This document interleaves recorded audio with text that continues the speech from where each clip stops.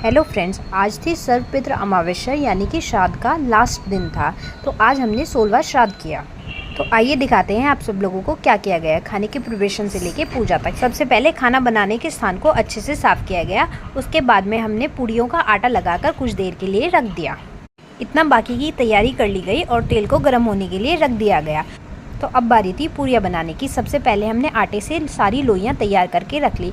उसके बाद में तेल लगाकर एक एक लोई से पूरी बेल ली और उसे तेल के अंदर डालते रहे। जैसे ही ये पहली पूरी फूल गई उसको पलट दिया गया दूसरी तरफ से सिकने के लिए।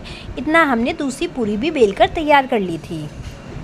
तो जो पूरी पहले से ही कढ़ाई के अंदर मौजूद थी वो फूलकर और पककर तैयार हो गई थी, उसे निकाल लिया गया और दूसरी पूरी को कढ़ाई में ही पकने दिया गया। इतना और बाकी की पूरियां हम ऐसे ही बेलते रहे और तलने के बाद में निकाल कर प्लेट में रखते रहे। पूरियां तो फुटबॉल की तरह एकदम गोल गोल फूल के तैयार हो रही थी। तो कुछ ही देर में सारी पूरियां बनकर तैयार हो चुकी थी और हमने खीर भी बनाकर तैयार कर ली थी। साथ ही सब्जी में बनाई हमने आलू टमाटर। तो आज का खाना बिना लहसुन प्याज के ही बनता है, इसलिए हमने आलू टमाटर की सब्जी में लहसुन प्याज का इस्तेमाल नहीं करा। अब बारी थी आगे के प्रोसीजर की। तो पूजा की पूरियां अलग से निकाल दी गई थी। इधर दादी खीर की कंसिस्टेंसी चेक करने लगी, वो कुछ टाइट हो चुकी। तो सबसे पहले हमने पत्तों को पानी से अच्छे से धुलने के बाद में साफ कपड़े से पोंछकर रख लिया था।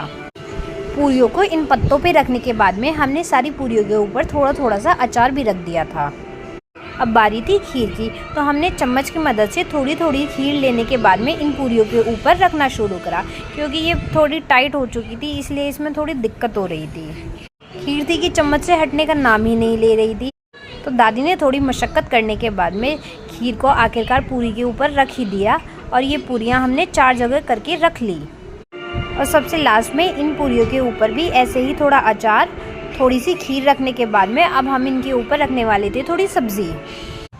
तो जैसे हमने बाकी सारा सामान एक एक करके इन पूरियों के ऊपर रखा था, ऐसे ही आलू टमाटर की सब्ज़ी को भी एक एक करके इन पूरियों के ऊपर रख दिया गया। अब इन सभी पूरियों में से थोड़ा थोड़ा टुकड़ा निकालकर जल वाले लोटे में डाला जा रहा था। और जैसे ही ये काम पूरा हुआ, लोटे में से थोड़ा जल लेने के बाद में इसके चारों तरफ छू दादी ने हाथ जोड़ लिए और इसी प्रक्रिया को एक बार और किया गया। इसके बाद दादी ने इन सभी पूरियों को निकालकर दूसरे प्लेट में रखा और एक हिस्से की पूरी में से छोटे छोटे टुकड़े कर दिए और उसके साथ में सारे सामान को अच्छे से मिलाने के बाद में पत्तों के भी छोटे छोटे टुकड़े करे गए और उन सभी पूरियों के टुकड़ों को पत्तों के ऊपर रख दिया गया। ये काम बहुत देर तक चला और जैसे ही ये पत्तों के ऊपर इन टुकड़ों को रखने की प्रक्रिया पूरी हुई, उसके बाद में हम इन्हें लेकर पहुंच गए छत के ऊपर। तो जैसे ही छत पर पहुँचे, इस प्लेट को वहाँ रखने के बाद में हमने इसके ऊपर थोड़ा जल डाल दिया और उसके बाद में हम वापस आ गए और बाकी लोगों के लिए भी भोजन बनाने की तैयारी करी गई। सबसे पहले भोजन परोसा गया दादी को। तो ये सारा काम आज सुबह सवेरे जल्दी उठकर किया गया। आपको वीडियो कैसी लगी कमेंट करके ज़रूर बताएं। देसी दादी के साथ बने रहें, लाइक शेयर सब्सक्राइब करें।